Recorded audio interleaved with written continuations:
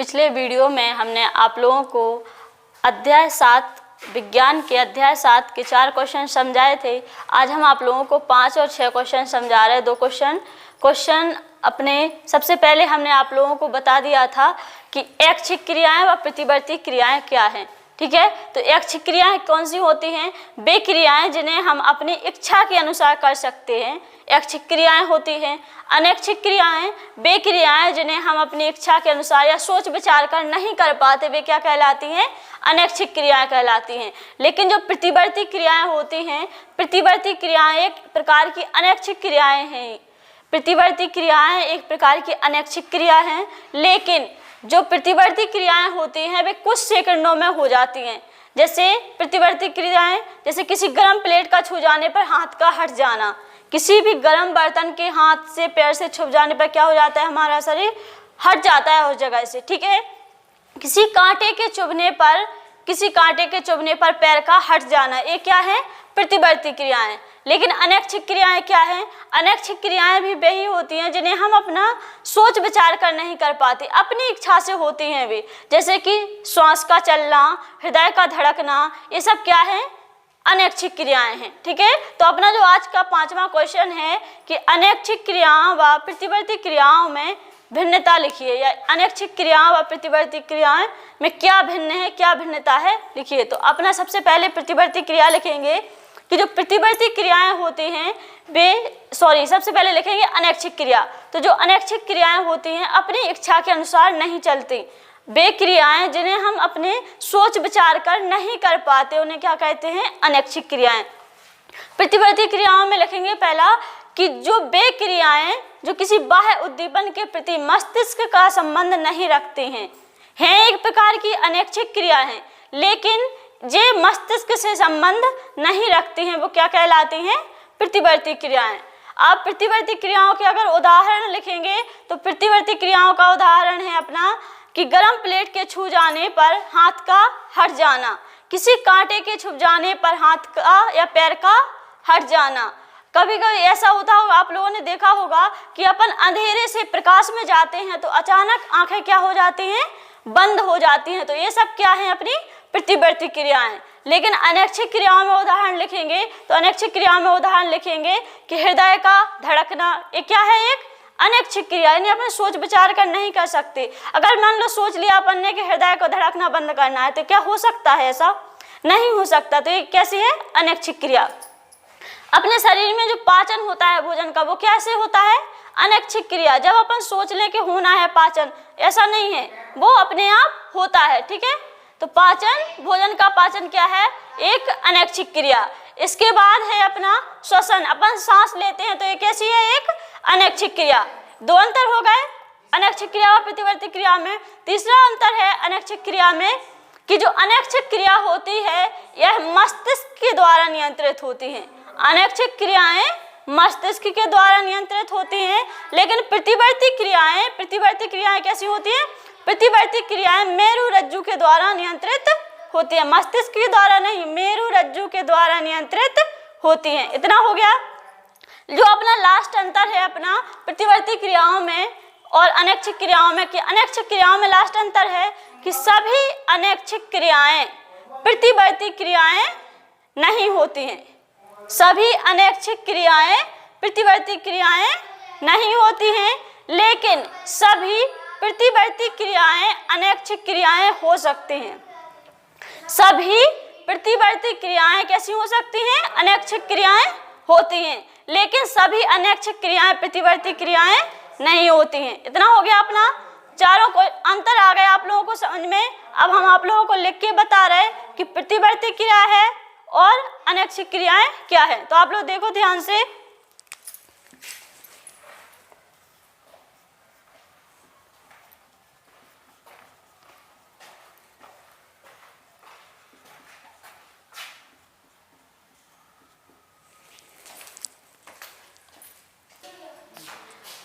अब अपना जो क्वेश्चन चल रहा था, क्वेश्चन नंबर 5वां कि अनैच्छिक क्रियाओं व प्रतिवर्ती क्रियाओं में क्या भिन्नता है। तो अनैच्छिक क्रियाओं हमने आप लोगों को मौखिक समझा दिया है, फिर भी हम एक बार फिर से समझा दे रहे। आप लोग ध्यान से देखना कि जो अनैच्छिक क्रियाएं हैं, अनैच्छिक क्रियाएं वे क्रियाएं जो हम अपनी इच्छानुसार सोच विचार कर भी नहीं कर पाते हैं, उन्हें क्या कहते हैं, अनैच्छिक क्रियाएं कहते हैं। ठीक है। लेकिन प्रतिवर्ती क्रियाएं अचानक किसी बाह्य उद्दीपन के प्रति अनुक्रिया जिसमें मस्तिष्क का संबंध नहीं होता है, उन्हें क्या कहते हैं, प्रतिवर्ती क्रियाएं कहते हैं। ये अपनी परिभाषा होगी पहली। इसके बाद दूसरा है उदाहरण। अनैच्छिक क्रियाओं के उदाहरण हमने बताया आप लोगों को, हृदय का धड़कना, पाचन, श्वसन आदि अनैच्छिक क्रियाएं हैं। और प्रतिवर्ती क्रियाओं में गर्म प्लेट छू जाने पर अचानक हाथ का हटना, अंधेरे से बहुत प्रकाश में जाने पर आंखों का बंद होना, इसमें आदि प्रतिवर्ती क्रियाएं हैं।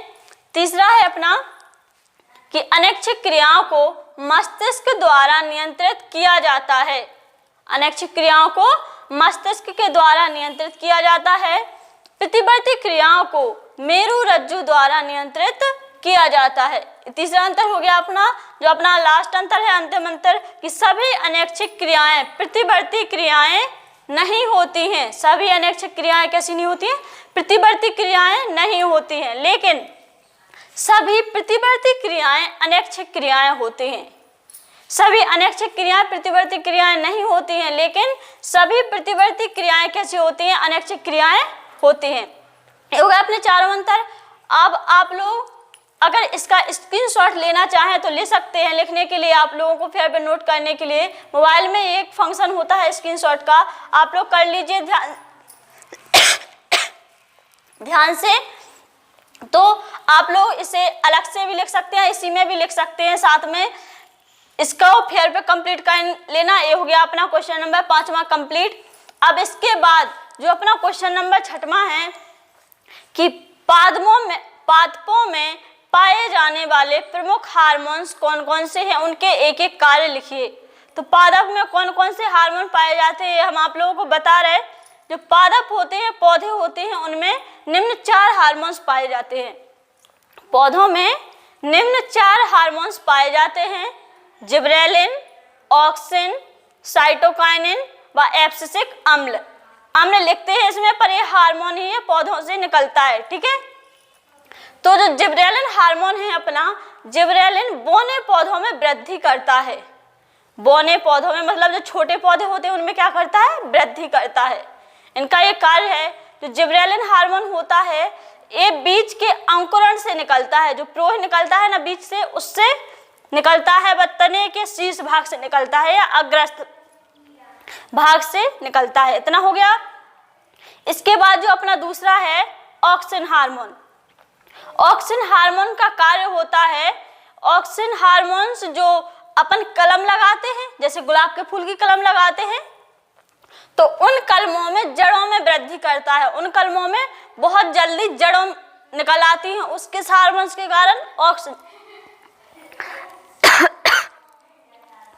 ऑक्सिन हार्मोन के कारण।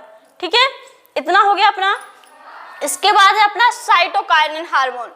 जो साइटोकाइनिन हार्मोन होता है, तो साइटोकाइनिन हार्मोन्स के कार्य है सुप्त अवस्था। जो सुप्त अवस्था होती है बीज की, मतलब जिसमें अंकुरण नहीं फूटता, वो होती है उसकी सुप्त अवस्था। जब बीज में अंकुरण नहीं होता है तो वो कौन सी अवस्था होती है उसकी, सुप्त अवस्था। तो जो साइटोकाइनिन हार्मोन है, ये हार्मोन सुप्त अवस्था से बीज में सुप्त अवस्था को अंकुरण में बदल देता है। मतलब जो सुप्त अवस्था होती है उसको क्या कर देता है, अंकुरण में बदल देता है सुप्त अवस्था को। ठीक है। सुप्त अवस्था के बाद जो अंकुर निकलता है किस हार्मोन के कारण, साइटोकाइनिन हार्मोन के कारण। इसके बाद जो अपना लास्ट हार्मोन है एब्सिसिक अम्ल। एब्सिसिक अम्ल जो है ये वृद्धि रोधक हार्मोन है। पेपर में पूछा जाता है ज्यादातर कि वृद्धि रोधक हार्मोन कौन सा है, तो वृद्धि रोधक हार्मोन है अपना एब्सिसिक अम्ल। ऑब्जेक्ट में ज्यादातर पूछा जाता है कि एब्सिसिक अम्ल कौन सा हार्मोन है, वृद्धि रोधक, या वृद्धि रोधक हार्मोन कौन सा है, एब्सिसिक अम्ल। ये क्वेश्चन बहुत मोस्ट है, ये क्वेश्चन हम आप लोगों को लिख के बता रहे। ये क्वेश्चन इस बार परीक्षा में पूछा गया है। ठीक है। जो अभी हमने आप लोगों को क्वेश्चन नंबर 6 में समझाया कि पौधों में पाए जाने वाले प्रमुख हार्मोन व प्रत्येक के एक एक कार्य लिखिए। तो पौधों में हार्मोन कितने पाए जाते हैं? प्रमुख रूप से 4 हार्मोन। कौन कौन से हमने बताया आप लोगों को? जिब्रेलिन, ऑक्सिन, साइटोकाइनिन व एब्सिसिक अम्ल। तो हम इसको समझा रहे हैं, पूरे उसके कार्य बता रहे हैं। सबसे पहले देखो, जिब्रेलिन हार्मोन है। जिब्रेलिन हार्मोन, यह हार्मोन अंकुरण करते हुए भ्रूण एवं तने के शीर्ष भाग से निकलता है। भ्रूण आप लोग जानते हैं, जो बीज होता है, बीज के अंदर क्या पाए जाते हैं? भ्रूण पाए जाते हैं। तो भ्रूण एवं तने के शीर्ष भाग से निकलता है। इसका कार्य क्या है? हमने आप लोगों को अभी कार्य बताया कि बौने पौधों की लंबाई में वृद्धि करता है। कौन सा हार्मोन? Gibberellin hormone.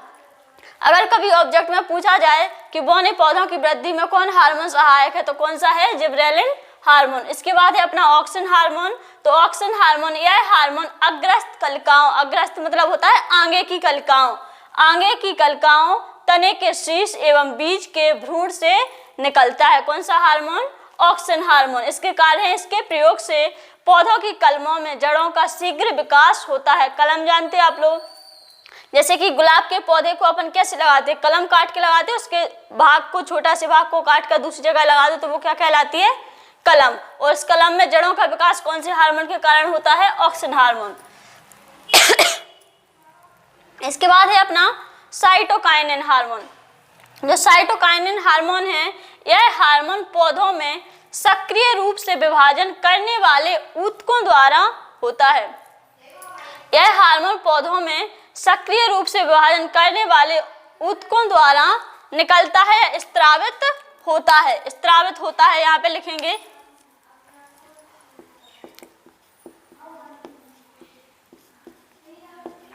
स्त्रावित होता है। इतना हो गया अपना। इसके बाद इसका कार्य जो है कि यह बीजों की सुषुप्तावस्था, सुषुप्तावस्था हमने बताया अभी आप लोगों को। सुषुप्तावस्था कौन सी अवस्था होती है? जब उसमें अंकुरण होना होता है बीज में, तो उसके पहले वाली अवस्था होती है सुषुप्तावस्था। मतलब सोई हुई अवस्था में जब बीज होता है उसे कहते हैं सुषुप्तावस्था। तो यह बीजों की सुषुप्तावस्था को समाप्त कर बीजों में अंकुरण को प्रभावित करता है। यह हार्मोन कौन सा है? साइटोकाइनिन। इसके बाद मोस्ट हार्मोन जो सा है अपना एब्सिसिक अम्ल। एब्सिसिक अम्ल, यह वृद्धि रोधक हार्मोन है। यह पौधों में वृद्धि का संदमन करता है। कौन सा हार्मोन? एब्सिसिक अम्ल। आप लोगों से पूछा जाता है ऑब्जेक्ट में 1 नंबर में कभी कभी कि वृद्धि रोधक हार्मोन कौन सा है? तो कौन सा है? एब्सिसिक अम्ल। या पौधों में वृद्धि का संदमन कौन सा हार्मोन करता है? तो कौन सा करता है? एब्सिसिक अम्ल। इसका जो कार्य है, यह पौधों में कलिकाओं की वृद्धि एवं बीजों के अंकुरण को रोकता है। मोस्ट हार्मोन अपना जो है एब्सिसिक अम्ल व जिब्रेलिन, दोनों ज्यादातर पूछे जाते हैं, ध्यान रखना आप लोग। इतना हो गया अपना। ये क्वेश्चन आप लोगों का कंप्लीट हो गया। आप लोग अब फेयर कंप्लीट कर लेना, ठीक है? फेयर आप लोग कंप्लीट कर लेना। दोनों क्वेश्चन हमने आप लोगों को समझा दिए हैं। अब आप लोगों के जो नेक्स्ट क्वेश्चन है हम आप लोगों को नेक्स्ट वीडियो में बताएंगे। अगर ये आप लोगों को अच्छे से समझ, ध्यान से देखना, आप लोग अच्छे से समझ में आ जाएंगे। Thank you.